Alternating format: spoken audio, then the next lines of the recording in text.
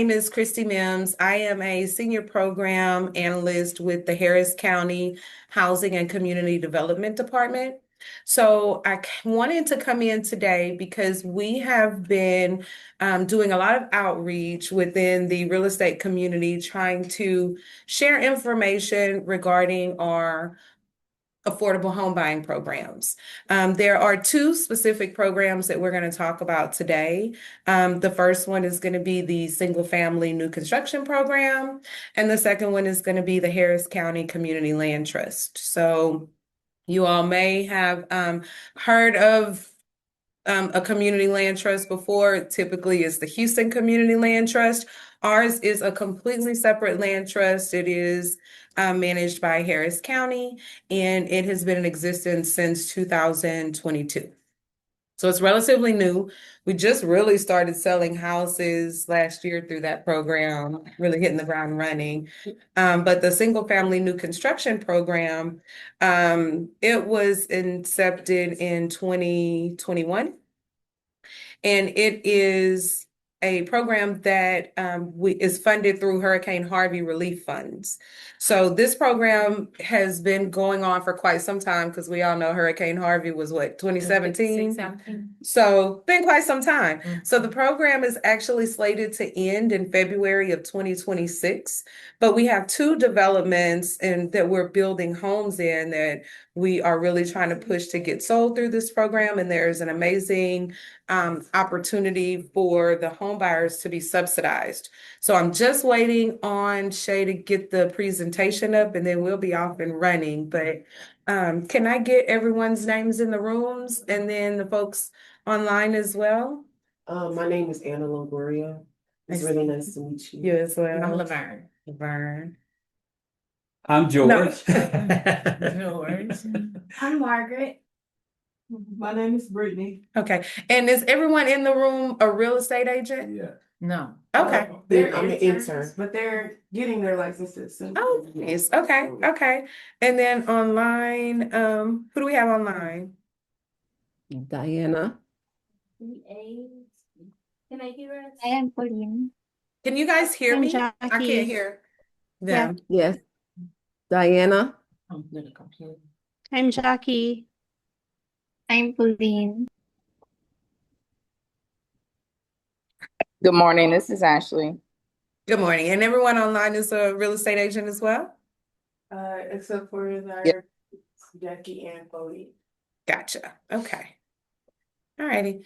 So we're just waiting to get the presentation shared shortly, and then we'll be off to the races. But while we're waiting on that, by just show of hands, how many of you have experience in working with an affordable home buying program? Okay. And which programs have the two of you worked with previously? Go ahead. The Houston CLT. Okay. Yeah. How was that experience? I see your face, and it tells me all I really need to know. Because what was available, the client didn't want. So that's the only reason. Okay. Being picky. Yeah. And that happens. That happens, unfortunately. It's pretty much the same situation with the Harris County CLT, but we have two options, which makes it very pleasing for the client. And we'll talk about that a little bit. What about you? My experiences with the Houston Community Land Trust, HCLT, as well, and I had awesome. I loved it. Okay, good. And with the Houston CLT, they give what, a subsidy of up to 100,000? Actually, 150. It was 150. Was yours on pre-existing? No, they were new sales, so they weren't. New. I'm sorry, they were pre-existing. They were resales. They weren't new builds. Yeah, so I had good experience with the resales, but then the money ran out. Oh yeah. And then with the new homes, she just didn't like the areas. Gotcha. Now, that was Houston and not Harris County. Right. Okay, and what area were the homes in? It was right off of Orals and the MLK Okay. on the southeast side. Yeah. Yeah, she didn't want that area. No. Gotcha. And what about yours? What area? I have one young lady that bought in Humble. Okay. One in Humble and the other one is southwest off of Fort Bend, off the Beltway in 59 area. Okay, awesome. This meeting is being recorded. Yay. Yeah. Sounds like we're getting there, folks online. Thank you for your patience, everybody. I appreciate it. So,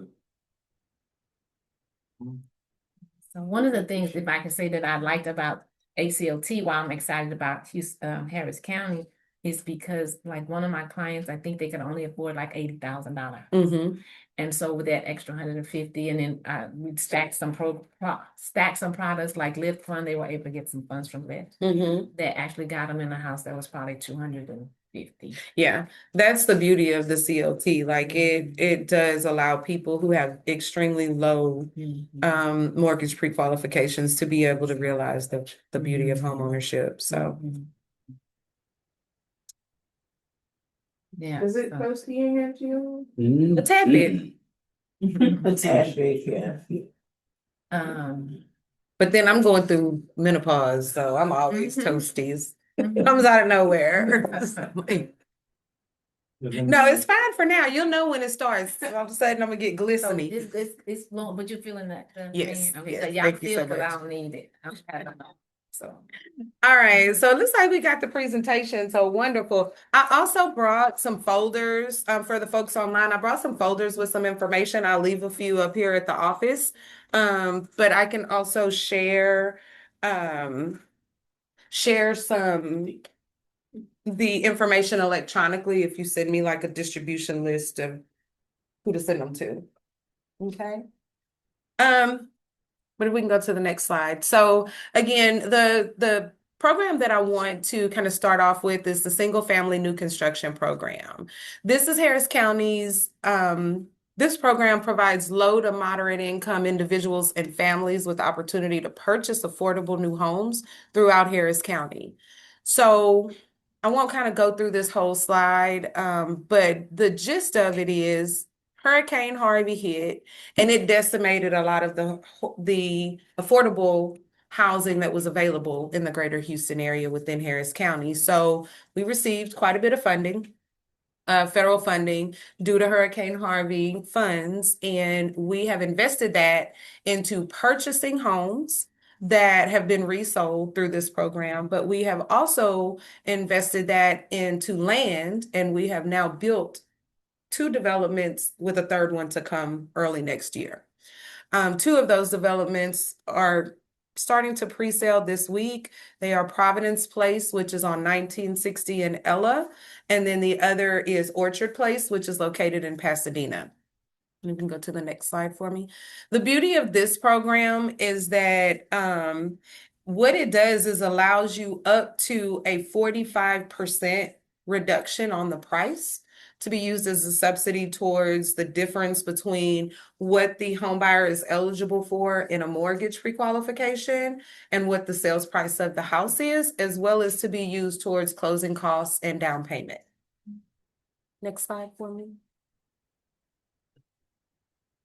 So the 3 developments that are currently being worked, I said one is in Pasadena, one is near Spring, right on 1960 and Ella, where Westfield High School is. Does anyone know where that's located? Okay, and then it's literally right across the street from the high school. And then the third one is going to be in the Aldine area. So it'll be called East Aldine Estates, and it's going to be right in the Aldine area. Next slide for me. So the first one we're going to talk about is Providence Place. This is the one that's located near Spring. It's right on the east side of Ella Boulevard, just south of FM 1960. There are going to be 60 single-family homes there. They will be 2 to 4 bedroom homes with 2 to 2.5 baths. The homes will range from the smallest of 1628 square feet through the largest of 2209 square feet. And that smallest is both a 2 or a 3 bedroom, and frankly, the 2 and the 3 bedroom are the same floor plan. They just take out a wall to give you a flex space instead of a room. The whole community will be low to moderate income homes that are purchased through this program. And in order for someone to purchase through this program, they do have to be at 80% or below the average median income.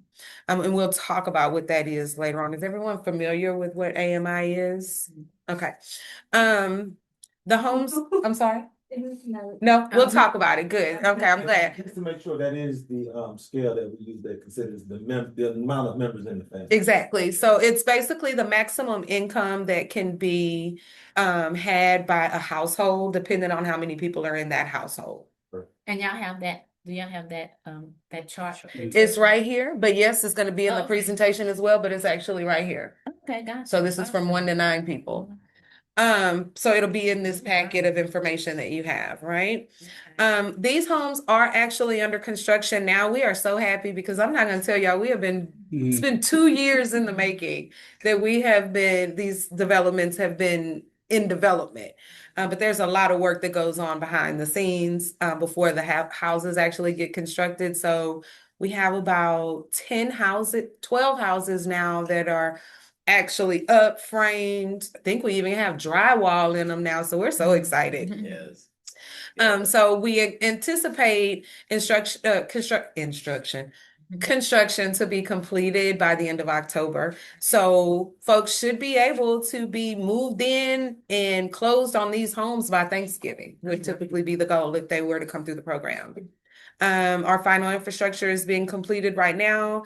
And like I said, we have homes that if you wanted to, you could drive by, take pictures of them, see what they look like, steer clients over there, have them to take a look at it, see what they think of the area. It's literally, there's a Legacy Park community right there, and it's right in front of the D.R. Horton Legacy Park community. So go to the next slide, please. So this is kind of the plan of what the community looks like. If you'll notice on the far left-hand side and the far right-hand side, these are just the traditional yard houses. They have a front yard, backyard, traditional houses.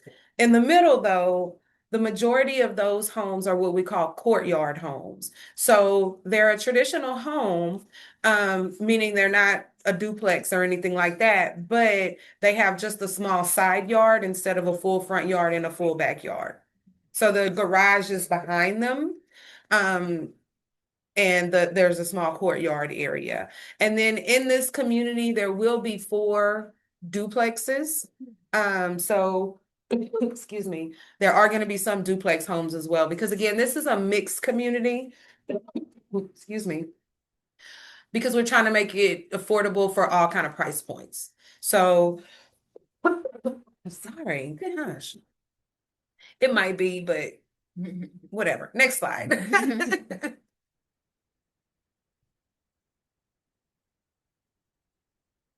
So this is a breakdown of the kind of types of homes that there'll be. If you'll notice at the top, these are what the elevations are going to look like. That first one is your traditional one of your courtyard houses. That second one is actually the duplex style home.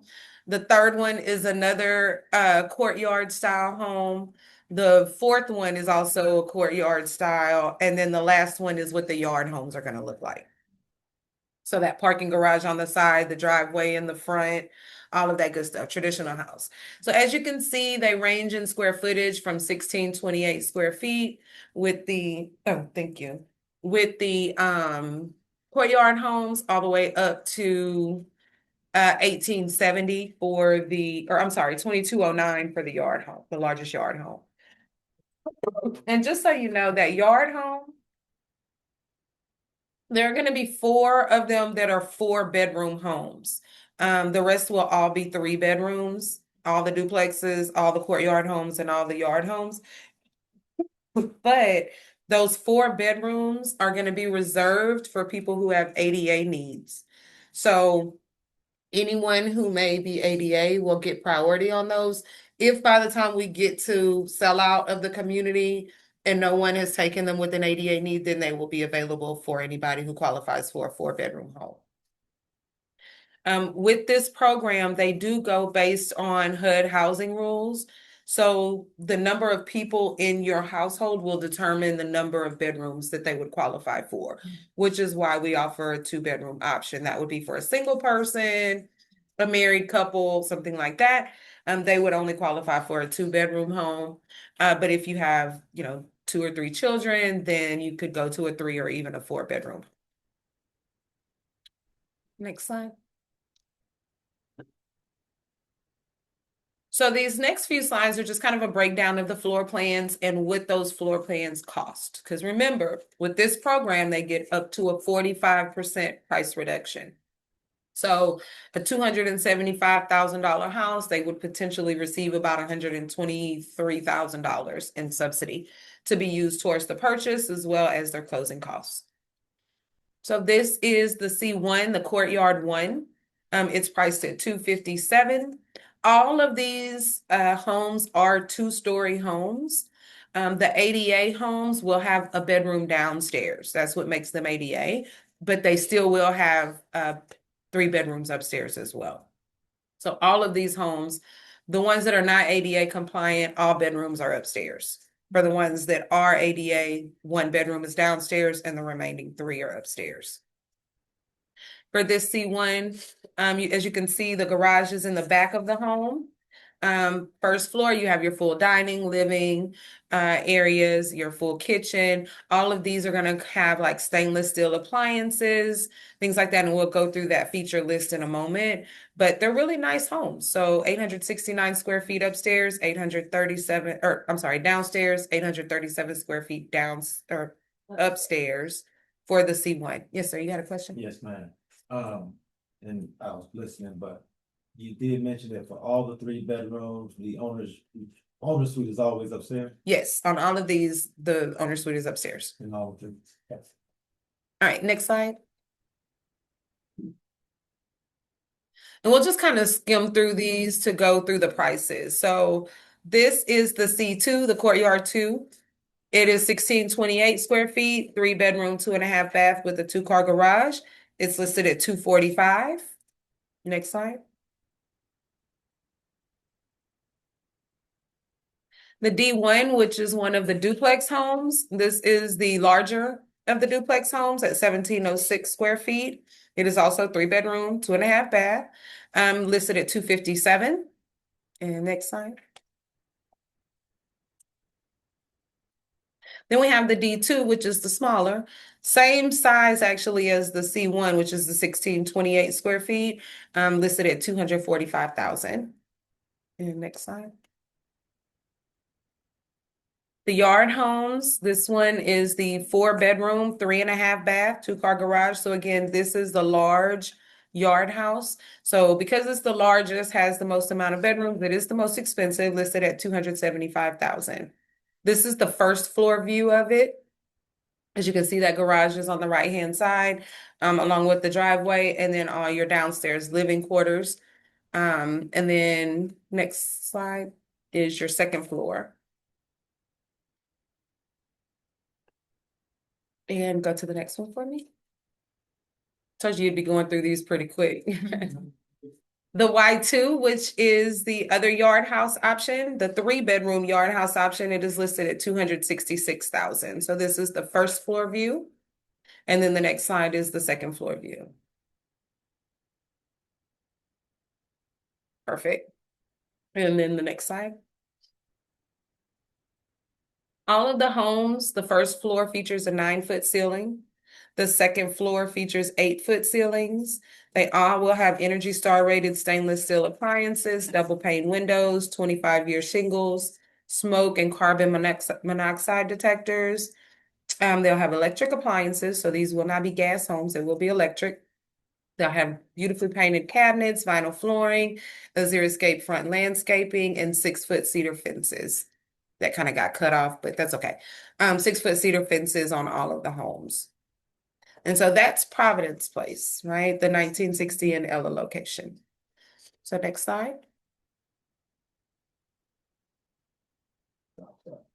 The next one that we'll talk about is Orchard Place.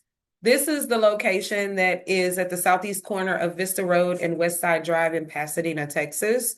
So if you have any clients who are looking to be in or near Pasadena, this is a great location. One of the beautiful things about this is in that area, there just isn't much new construction happening out there. So these are very appealing.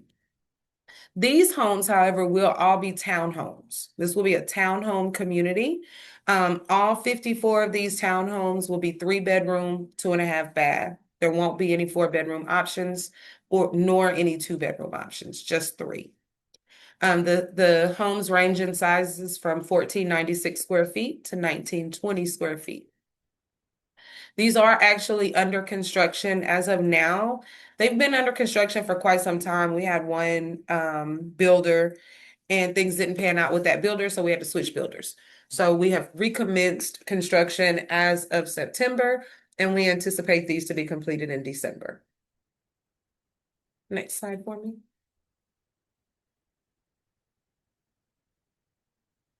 This is what the community plan looks like. So there'll be a street that goes in and goes all the way around. That bottom part is kind of cut off.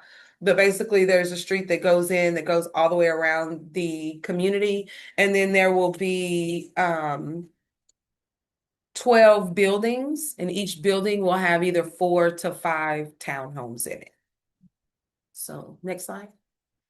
There's a lot of open green space as well. Like, unfortunately, in these communities, there won't be like parks or anything, but there's tons of green space for dog walking and things like that.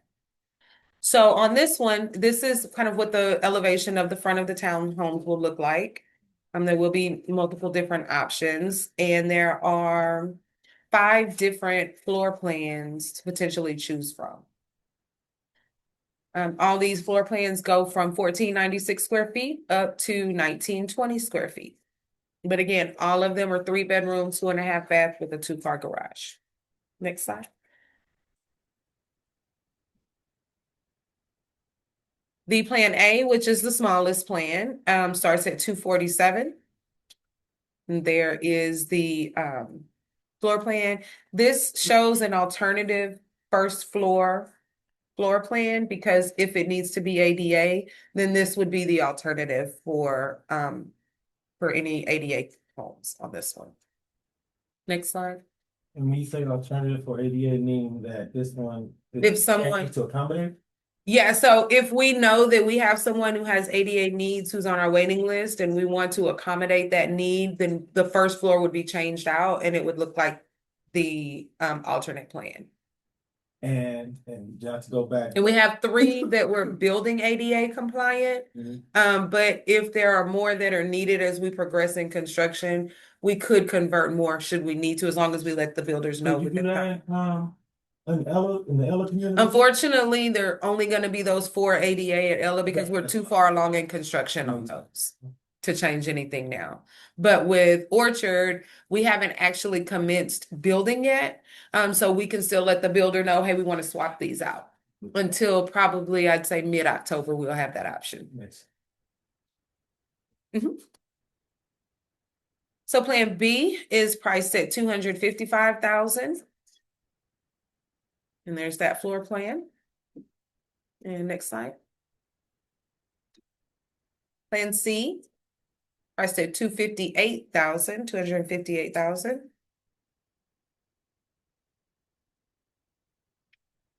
Plan D, $261,000. And then plan E, which is our largest plan, most expensive home, is priced at $269,000. Okay, next. So these actually have the exact same features as the homes that we just talked about at Providence Place: 9-foot ceilings downstairs, 8-foot upstairs, Energy Star stainless steel appliances, all that good stuff. Same thing applies. It's actually the same builder now building both developments, whereas first it was 2 different builders. And the builder is James W. Turner Construction. I don't know if anyone's familiar with them, but they're a really great builder. Go ahead. So now kind of the nitty gritty, what everybody wants to know, the program requirements, right? How do I get my client qualified for these programs? There are some things that have to be done for this program in particular. It's different for the CLT, But for the single family new construction program, for these developments, remember I said they're Hurricane Harvey funds. So what that means is anyone who applies to this program has to have been affected by Hurricane Harvey. So they had to have lived in Harris or lived in Houston or an affected area in 2017. But there's nothing written that says what that effect has to look like. It's not saying they have to have lost their housing. If they just couldn't go to work because there was flooding in the streets, they were affected. If electricity went out for an hour, they were affected. If you lived in Houston during Harvey, you were affected by it. And they will ask you, were you affected and how were you affected? So just make sure that your client knows to be prepared to answer that question because it is a And that's during requirement. the in-person interview stage. That's just during the application stage. So it's not an in-person interview at that point. Actually, I don't even think they do an in-person interview for these. They just submit a pre-application at that website that's at the bottom. And then a full application will be sent to them. And once they send in all their documents, an eligibility specialist will call them and say, hey, were you affected? You said you indicated on your application you were affected by Harvey. Please tell me how. They have to be a resident of Harris County currently for at least 6 months to be to take advantage of this program. They do have to be either a U.S. citizen or hold permanent residency. They do have to have valid Texas identification, and they must be a first-time home buyer, which means they cannot have owned a home within the past 3 years. So if they have purchased a home previously, but they sold it 4 years ago, they qualify. Doesn't matter as long as they haven't owned one within the last 3 years. Okay. This is that chart that we talked about with the area median income. These are the 2025 numbers. So dependent on the number of people in the household, if their household does not exceed that number on the right-hand side, then they would potentially qualify based on their income. I have a question. Yes. So if a person is a 4-person household, Mhm. anything under 80,900. 80,900 is the maximum that they can earn for that household. Now, Okay. this particular program goes based on average or adjusted gross income on the tax return. So if you made 95,000, you probably would still qualify because your AGI on your tax return, because they're going to look at what you paid after taxes, what you've made after everything has been taken out. And after taxes have been paid, that's what that number is based on, not on actual income. Does that make sense? Okay. Give you a better shot. Right. Exactly. The financial requirements, they have to hold, again, that 80% or below area median income. They do have to have a minimum credit score of 620 to qualify for this program. I know that, some lenders can get people qualified with a credit score below 620. They can get them pre-qualified, but this program requires a 620. Okay. They must be pre-qualified for a mortgage lender for a mortgage with a lender that's approved with Harris County. That list is very long. We will allow them to use their own lender as long as their lender is willing to go through the onboarding process to become an approved lender with Harris County. So they'll have to go through some training before they close, but they can bring their own lender if they don't want to work with one of ours. Again, no existing liens on a property, and they have to have filed their income taxes for the prior 2 years. This website at the bottom, HCD Harris County TX.gov. This is the website where an applicant can go to learn more information about the program, but also is where they can go to apply for the program. So they'll click the drop down. Once they get to that website, there's a housing programs drop down button at the top. And then they'll just pick the appropriate program that they want to apply for. Single family new construction, Harris County CLT, down payment assistance program, whatever they want to apply for, they would apply for it on that site. Any questions about eligibility or the program piece of it? Nope. Okay, next slide for me. One more. So the way that it works, once a client comes through eligibility, they've applied for the program, they've been found income eligible by the eligibility department, they then get passed over to the sales team. The sales team is then going to do what they call affordability determination, because just because you're income eligible for the program doesn't mean you're eligible or can afford to purchase the house, right? Depending on, because they're going to look at things like what your pre-qualification amount is, what your debts are, what your income is, all of that. And they weigh everything. They don't work like a lender. A lender will exclude certain things. Let's say if you're about to be done paying child support, they won't count it. Or if you have a less than a year on a car payment, they may not count that. So they can exclude certain things, whereas the program is not going to exclude anything. They're going to include all your debts and all your income.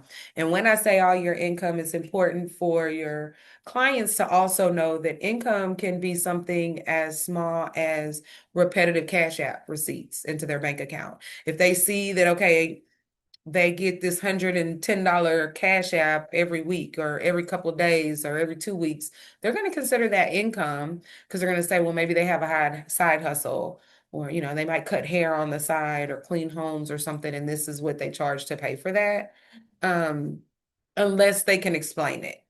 So you know how when people send cash apps now, you put a little memo in there. I always tell clients, just tell them to put on their, loan or something, like just tell them to identify it. So then when it comes through, it won't be a question of whether or not that's income, because they will utilize that as income if they see it on a repetitive basis. But things like their mortgage principal and interest, their PMI, which they potentially may or may not have for this program, depending on what loan type they get, property taxes, homeowners insurance, HOA fees. They're not allowed to pay more than 39% of their income towards just the housing expenses, which is also called your front end debt to income ratio. So you'll hear oftentimes lenders talk about a front end versus a back end. Is everyone familiar with what that means? You can explain, yeah. So front end is just that, right? It's the things that are related to the housing expense, the actual mortgage and interest, the actual HOA fees, things like that. Those are the front end. On the back end, they include the housing expenses plus all of your other debts, your car notes, your credit cards, all those things. That's your back end. That's student loans, exactly. That's your back end debt to income ratio. Anything that shows on your credit report as a debt gets added into the amount of the housing expenses, and that's called your back end ratio. And for this program, your back end ratio cannot exceed 42%. So 39% of their income on the front end, 42% on the back end. You'll never have to worry about that calculation. Don't wreck your brain. This is just for your informational purposes, so you can kind of gauge whether or not you think somebody might be a good fit for the program. But these are the debt to income ratios that they are going to use to calculate affordability for the home buyer. And then that same calculation is going to be used to determine how much of a subsidy they receive, whether it be 40 or 45%, because based upon their percentage of the area median income, I think it's if they're 39 or below, they get one amount. If they're 40 or above, they get another. Over my head, too complicated. But they plug all the numbers into a HUD calculator, and it spits out a number and says, okay, based on this person's income, these debts that they have, they want this house that costs $265. They are at a 44% back end debt to income ratio. At that point, they're going to come back to your client and say, sorry, you can't afford this house, but we do have this option over here for 246 or 245 that would work for you, and you could potentially purchase that home. So clients need to understand that they won't always get the house that they want, because it is going to depend upon their affordability. Now, with this program also, there is a 10-year lien put on the home for the award subsidy. So it is a forgivable lien. After 10 years, it's completely forgiven. If they sell the house before that 10 years is up, they just pay back a prorated amount depending on how long they kept the house. So every year there's a little chunk taken off of the amount that they owe.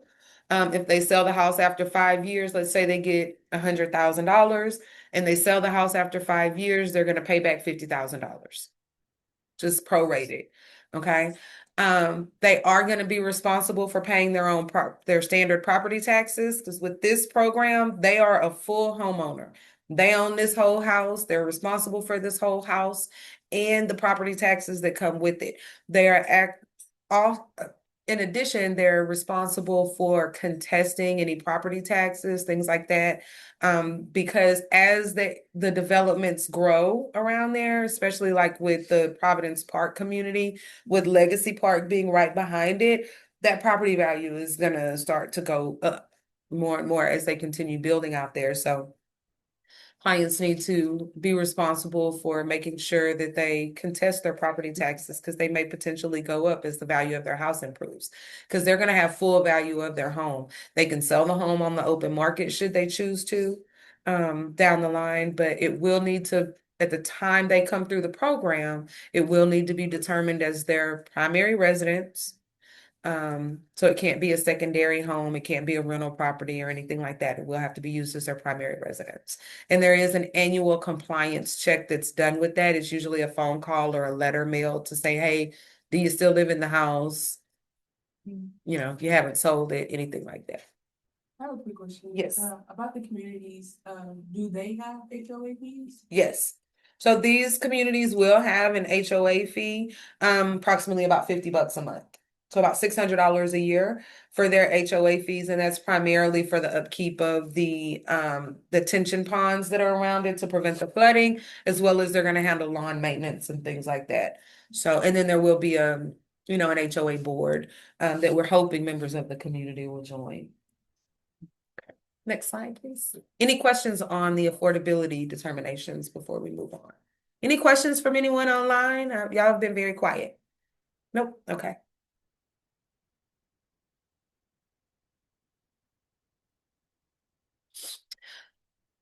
From a real estate agent perspective, when you bring your clients into the program, just note that these homes will not be listed on MLS.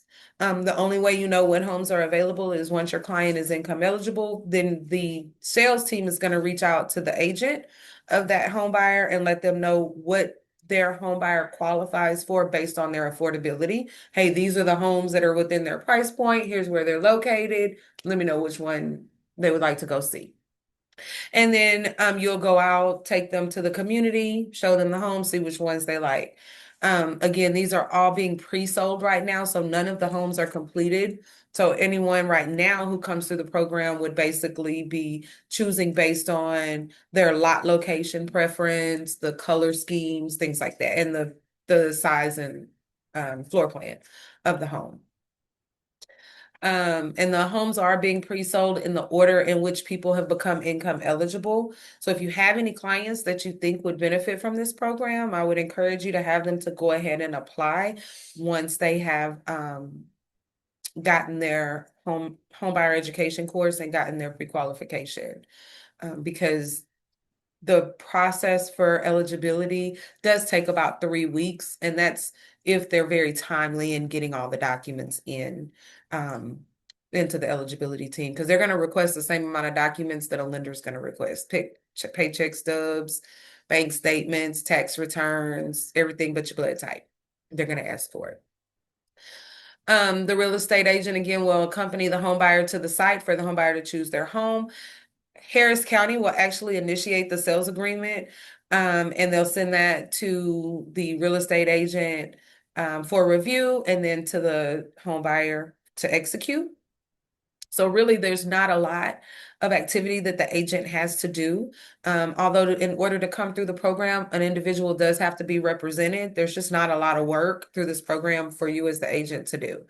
And because of that, the realtor commission is a flat $3,500 for this program. So it is a flat fee. They used to do 3% of the sales price. They've changed that with these acreage developments, because there just really isn't a lot that you don't have to submit contracts. You don't have to do anything other than tell your client where the community is and have them to pick out a house.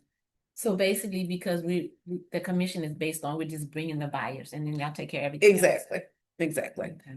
And then the earnest money deposit for the home buyer is $250 to this program.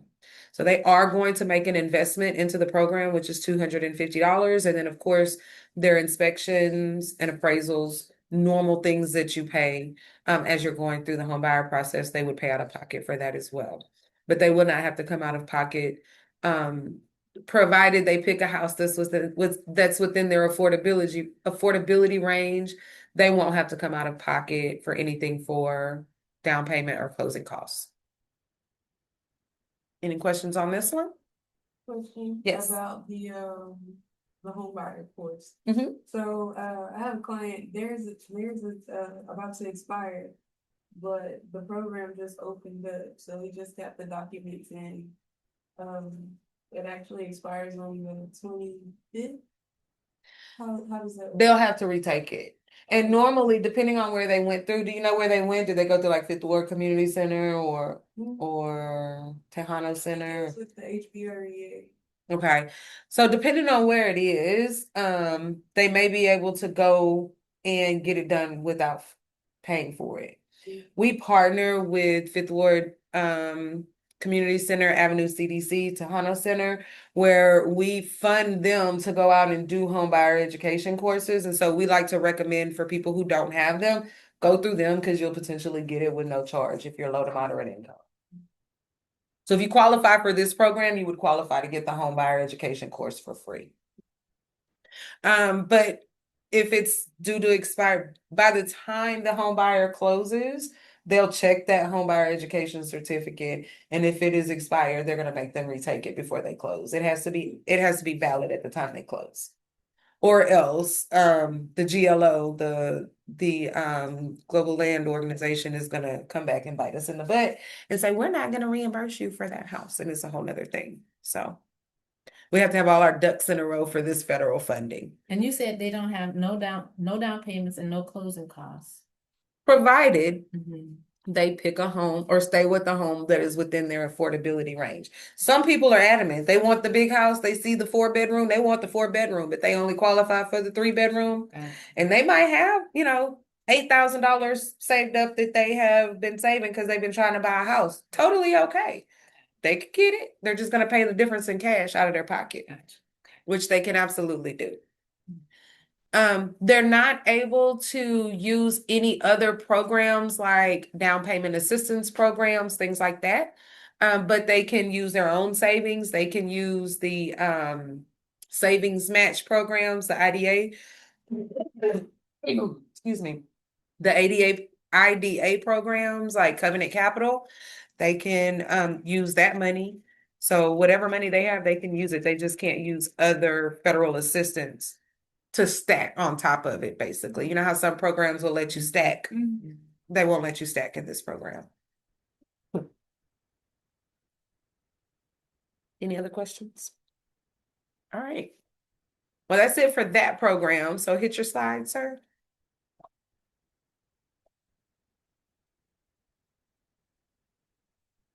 One more, since we already answered the questions. Oh, no new questions on that we didn't hit. I said was no new questions on that we didn't. No, doesn't look like it. So the next thing we're gonna, we can swap. So the next program we're gonna talk about is the Harris County Community Land Trust. And George will talk to you about that one. Thank you, Christy. Is that in this folder as well, or is that something separate? No, it's something separate. Hi, everyone. This presentation out to everyone. Okay, so I'm George Allen. I am the program coordinator, the project coordinator for the Harris County Community Land Trust. Can you advance the slide, please, sir? And so what the Community Land Trust is, okay, not to be confused again with the HCLT, the Houston Community Land Trust. We are the Harris County, of course, but we're similar in that regard. What we are and what we do is provide home ownership to low to moderate level income families, right? Families with low to moderate level incomes, if you will. Our program is heavy on supporting our home buyers. So after the process, you go through the process, you close on the home. The home buyer then enters what we call our stewardship program. So you're going to see that a lot because we really pride ourselves on supporting, because all of our clients are first-time home buyers, right? And so so we want to make sure we support them through this process. And so what we do, we provide, again, a wide range of home ownership possibilities, that is, safe and affordable home ownership, that is, for our clients, for our home buyers. Could you please advance the slide, sir? So how this model works is different from the single family in that regard. We offer the home to the home buyer, and we separate the home from the land, right? So the home buyer purchases the home itself, and then we retain the land in the community land trust, and they will lease the land back from us. So therefore, it keeps the home quite affordable for the home buyer.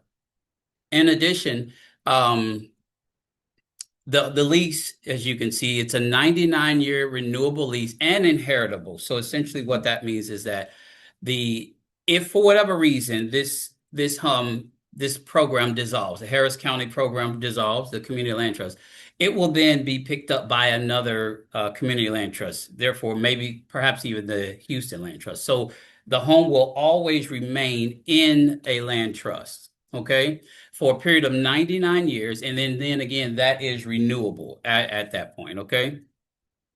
And just to be clear, it auto renews, it's not an optional renewal. Yes, it is.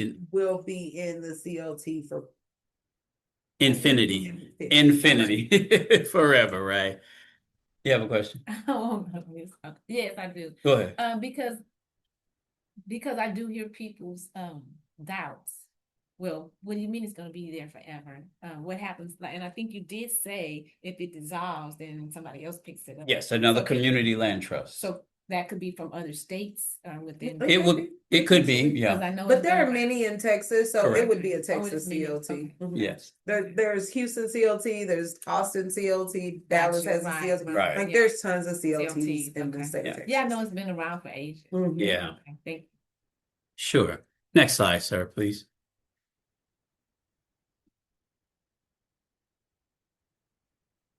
So some of the benefits of the CLT, again, it's a long-term, it provides long-term security for the home ownership. The homeowner does have the right to transfer the home to any immediate family member, that being a spouse, partner, or their parents or their siblings, right? They can do so without them having to qualify or meet the same eligibility criteria as they met. However, in the event that they want to transfer the home to another family member who's not immediate, they can very well do so. However, they would have to qualify or meet the same eligibility requirements as that home buyer. Okay. Another benefit of it is that it reduces the mortgage costs. Of course, it's paid by paying lower taxes versus any traditional home ownership. Lower principal and interest payments, and of course, due to the subsidy and the reduced loan amount that they would receive. Next slide, please. So some of the similarities between the traditional home buyer and the CLT, of course, is they have exclusive rights to the property, of course, and then they both have to qualify for a mortgage. Interest, again, in passing the home and the asset to a family or member of someone like that, of course. And then they pay property taxes, of course, and then they also receive federal tax deductions from the mortgage interest and the property tax. So those are some of the key similarities. Next slide, please. And then, before you go off of this slide, I just want to highlight one thing on that previous slide is the accumulation of equity. Yes, this is important. Right? Yes, this is very important. I don't want people to think that because it's a CLT home that they're not going to acquire equity in the home. They own that home. Yep. And as they're buying down their mortgage or spending down their mortgages, they're paying it down, their home is appreciating. And there is a set rate that the home is going to appreciate by on an annual basis. So they're guaranteed, no matter what the market does around them, their house is guaranteed to appreciate. If the housing market fails tomorrow, and we go through another bubble busting like we did before, and everybody's house went from being worth 200,000 to being worth 5,000, that will never happen to a home that's in the CLT. It will continue to appreciate regardless of what the market does around it. Yes. Can you online hear that? Did you guys hear that? They should be, Can they hear? yes. Okay. Yes. Yeah, and so to Christy's point, that home does increase in value, and that increase is at a 1.25% rate year over year. So just thank you for pointing that out. Next slide, please.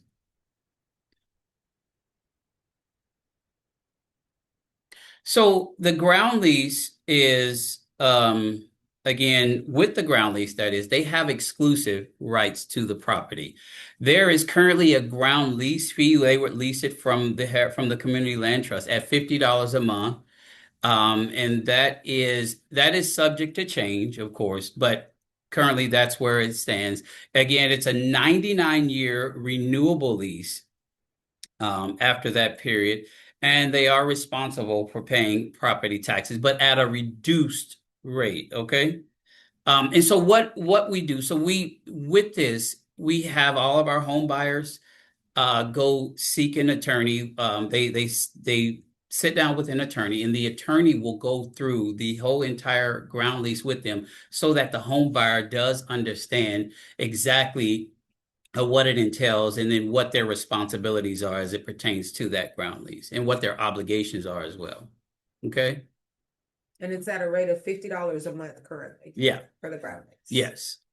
You require them to sit down with that? Yes, that is a program requirement. Yes. And We they, have attorneys that we can recommend yes. For them if they don't have their own, but it is a requirement because they need to understand fully the terms of the contract that they're entering into with that ground lease. Absolutely. Is that something that the person pays for, or? Yes, that is an out-of-pocket expense for that home buyer. Typically, what the attorneys we refer, their fee is anywhere from $100 to $150 for this overview. Do they escrow in that ground lease? Some lenders do, some don't. We're wanting the lenders to escrow the ground lease fee so that there's not a separate payment having to be made. But every lender, unfortunately, doesn't have the capability to do that with their servicer. So unfortunately, some lenders, there are only 5 lenders that we allow through this program. Yeah. Of those 5, I think only 2 right now are escrowing. Yeah. The ground lease payment. So it is currently a separate payment for most people to have to make at the first of the month. Exactly, at the first of every month. Yep. Next slide, sir, please.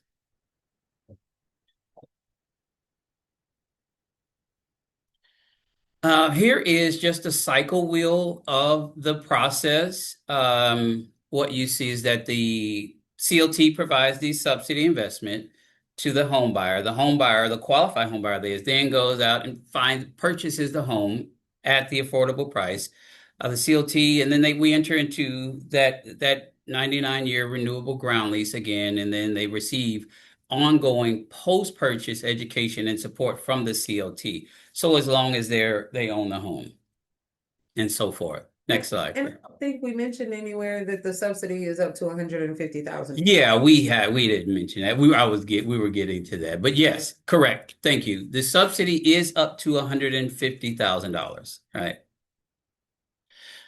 Some of the qualifications that your clients would be required to is that they have to contribute a $500 not earnest money, but option fee towards the program.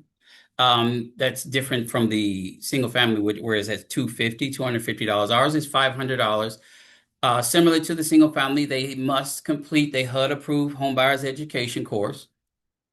Assets, they cannot exceed a $15,000 assets, liquid assets, that is, but this does exclude retirement, annuities, and bonds. They have to be permanent residents or have a green card showing their permanent residence. U.S. citizens are showing that they are permanent residents, and then have reserves on hand of $1,000 in either liquid form, in either checking, savings account, or on a credit card. And they have to, again, meet the annual income of 80% of the area median income. And then there's the chart versus compared to the household sizes. Next slide, sir.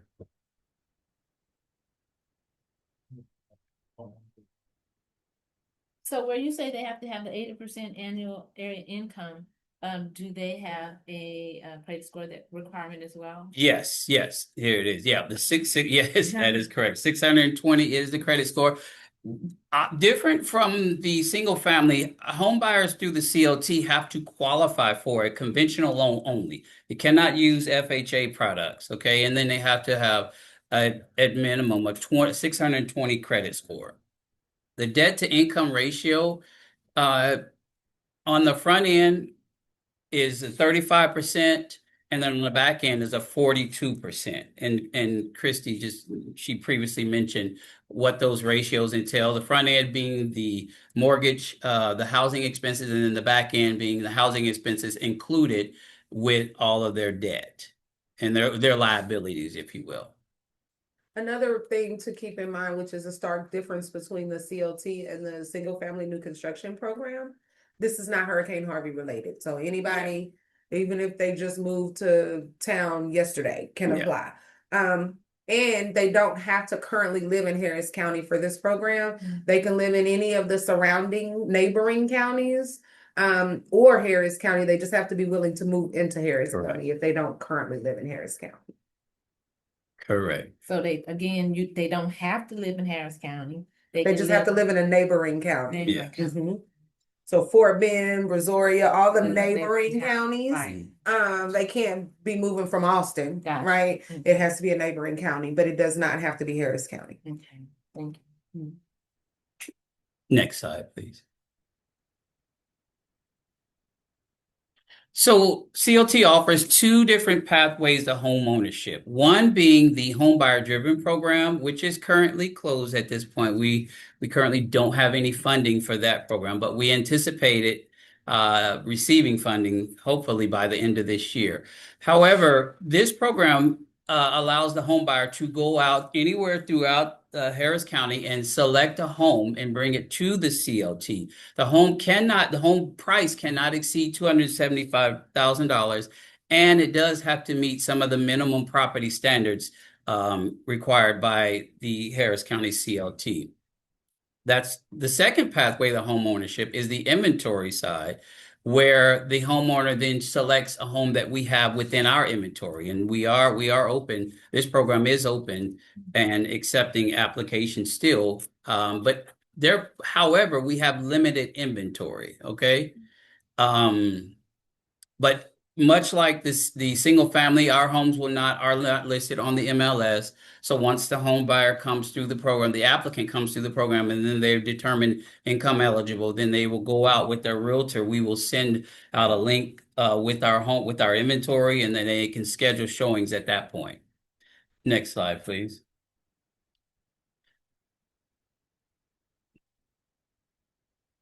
Speaking of our inventory, here is what we currently have available. These are the commons at West Tidwell.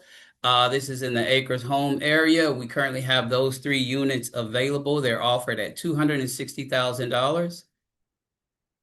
Next slide. And we didn't get a chance to update this. This is another unit. Unfortunately, this unit has received an offer on it. But this is in the Aldine area. And again, it's offered at $260,000. And an offer doesn't mean it's under contract. Right? Yes, so that's right. Happen, and we don't normally take it all the way fully off the market until we at least know that they can afford it. Like we're still working some affordability stuff with. Correct. I have a quick question. Yes. One of the things that I remembered about the part of the presentation that you had was that everyone had to be a Harris County resident. Right. I think you had stepped out when I just mentioned that. But with this program, you do not have to live in Harris County. If you live in any of the neighboring counties, you can qualify for this program, and you don't have to have been impacted by Hurricane Harvey. As long as you're willing to move to Harris County, that's what's important. Yeah. Next slide. Same with this is moving on with our inventory. This is another home. This is in the Spring area. This home here is being offered at $259,690. And similar to the last home, we have received an offer on this home. However, it is still showing available because it's not under contract. So as Christy mentioned, anything could happen, but that's the current status of this property. Next slide, please. And that is it for me. Any questions from you guys or anyone online? Yes, when you say offer, can we, as the agents, like offer less than what you guys are asking? Well, no, You unfortunately, can. you can, but it won't be accepted. Yeah. No. Yes, home prices are accepted. Yeah, correct. Correct. And the prices are actually already listed at a discounted rate. Yeah, they're 'cause already. those over there are selling for about 300, both of those townhomes over there. Yeah. But just before you ask your one question, I want to make one quick point with the CLT, because so many people think, why would I want to own a house when I don't own the land, right? And I think the important thing for people, and I guess you probably already know this because you Yeah. guys have worked with the Houston CLT, but I always tell people, first of all, the property taxes and the value of the house that the property taxes are based on is based on their mortgage amount. Yeah. So if you're dealing with somebody who purchased a $250,000 house with an $80,000 mortgage and their property taxes are based on $80,000, they are paying significantly less than their neighbors in Right, property exactly. taxes. That in itself is a saver. Yeah, And it's fixed. Your property taxes are never going to skyrocket. right. Because remember, I was saying it only goes up by that 1.25% annually. So you're never going to have to worry about the tax assessors or HCAD saying, "Oh, we think your property value is 300,000 this Right, year." yeah. Never going to happen with a house in the CLT. It is fixed. It is going to increase Yeah. at 1.25 and nothing more than that. Right. So your property taxes are stable. The amount of your mortgage is pretty much stable. The only real variable is your homeowner's insurance, right?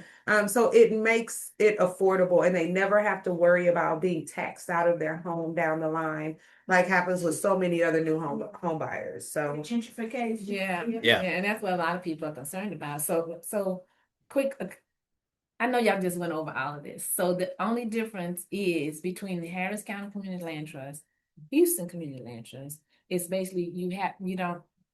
well, the main difference is we're two completely different organizations. Yeah. Right, yeah, I Yeah. know that part, but I mean, as far as getting people in the house, they don't own the land is the only, I mean, that's, a lot of things are still the same, basically. Mhm. It's a CLT plan It's is a CLT across the plan. board. Yes. Exactly. Yes.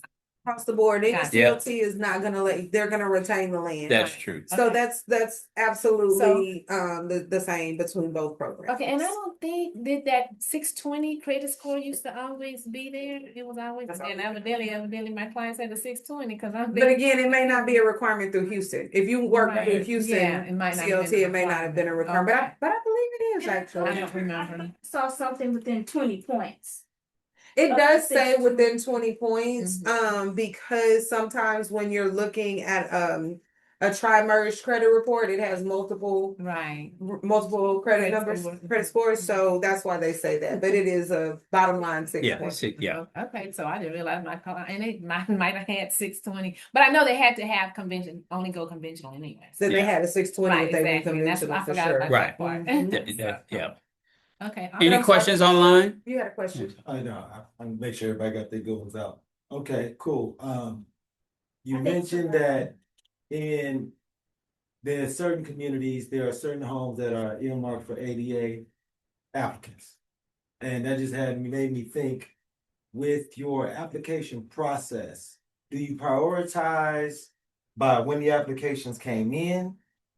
Or do you prioritize who's qualifiable first, if that makes sense? First come, first serve. Yep. We don't put any priority on it. If if two people apply today, Mhm. whoever gets all their documents in first, That's it. and they're gonna get to the races, be off to the And the races. reason why I asked the question, because they have a lot more experience with the programs through the county than I do. Mhm. But what I have heard is that sometimes the qualification process can be long-term, especially for somebody like Margaret, who was working with people from the time that she originates. Mhm. And sometimes you get somebody who can be qualified tomorrow.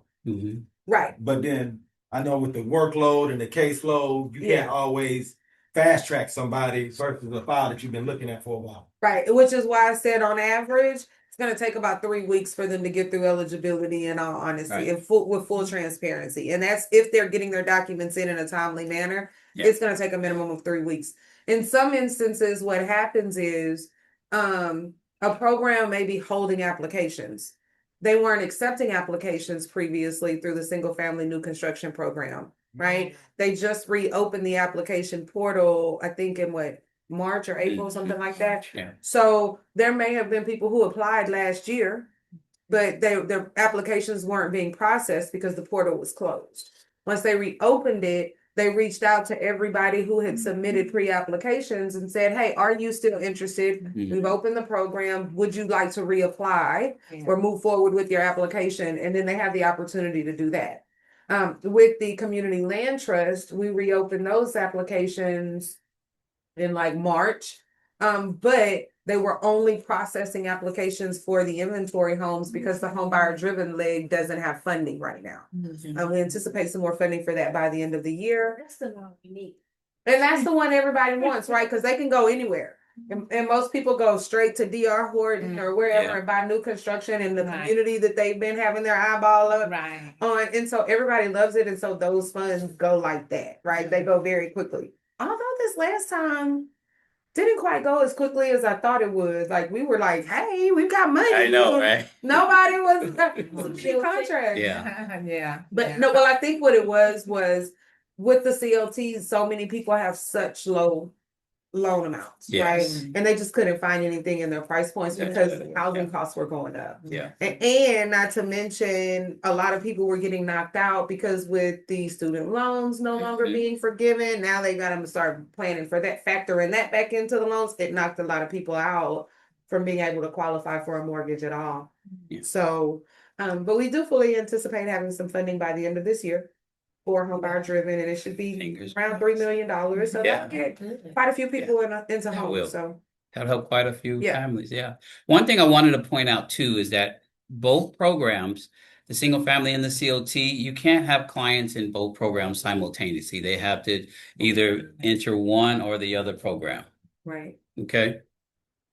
And if you have anybody that's in one and they want to apply to the other, they can't transfer over. They have to actually withdraw from one program, wait 30 days, and then apply to the other program. There is a 30-day wait to reapply.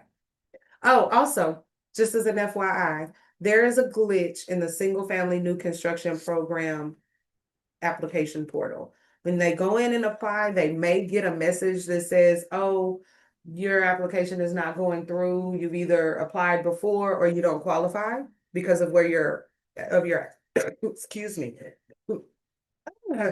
because of your address is not in Harris County, but that's not true. It's a glitch.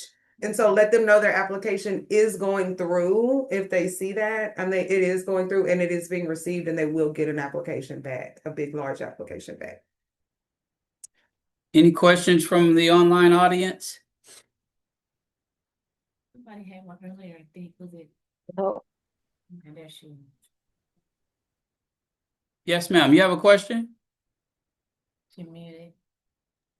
Awesome. You went back to mute. You went back to mute.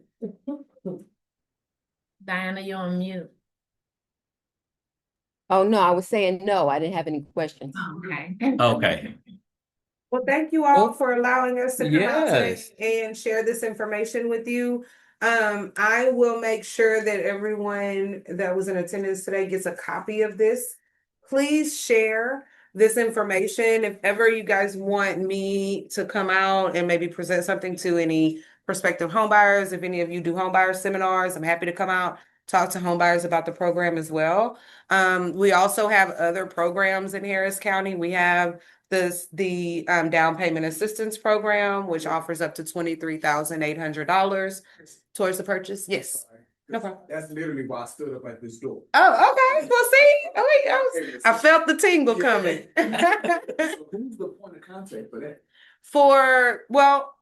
Jarvis Hodge is the manager of the DAP program. Is there a particular question that, or an applicant that you have a question about, or just general questions? Well, so, cause like y'all are participating in our real estate summit, to Mhm. kind of expose more information. We'd Right. love to have them participate in that as well. Oh, well, you got me, you got him. Like, he gonna be there. He gonna be there. Definitely. All you gotta do is tell me, Christy, I need some DAP folks there. Yeah, we'll have Jarvis come and present as well for sure. Cause all of these things are critical to help us put people in the house. 100%. All of the stuff.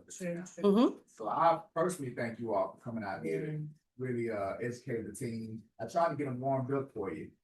Well, listen. Participate. Yeah. They had great questions. I saw folks taking notes, so that lets me know we're off to the races. And I'm just gonna tell you, as a person who, when I first started doing real estate, the single family new construction program came out. I got licensed in 2019.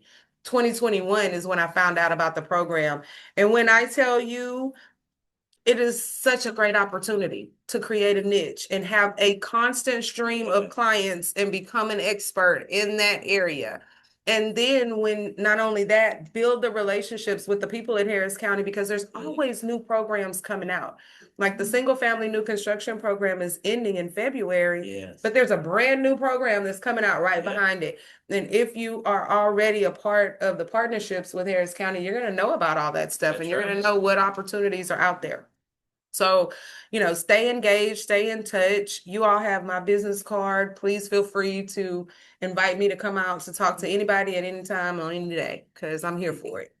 We are trying to get these houses sold by the end of February. So we have a huge push to get as many folks as we can into this program, right? Because our goal is to build affordable homes for people. So I have another question. Mhm. Do y'all do open houses in those Um, communities or houses? Not in those communities because they're still under construction. Okay. But the other leg of the single family new construction program, we used to purchase houses and resell them. We would go to like Breckenridge, different communities, different builders in Katy, Spring, all over. And we used to allow the realtors, I personally, when I was a realtor, used to do open houses for them. So they definitely will allow you to do it once the houses are built. For sure. And the CLT will do it as well. So just reach out to George. He's the CLT guru now. And he just let him know, hey, I want to, schedule an open house, and he'll coordinate all of that with you. Sure will. Most certainly. Christy, can you give us your number? We don't have Yes, that part. I left some folders up here at the office. I also will leave some business cards as well. And then also when I get back to the office, I'll get Shay to send me the distribution list of everyone that was in attendance today. And I'll send out the presentation that we went over today, as well as our contact information. Thank you. Quite welcome. All right. Well, thank you guys. Appreciate you so much. Thank you. Thank you. Thank you, Christy. Thank you, Shay.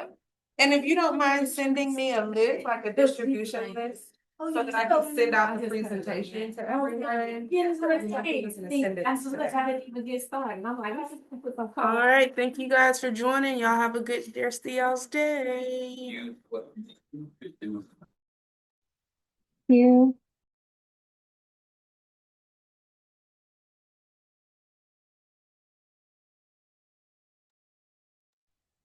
Are we going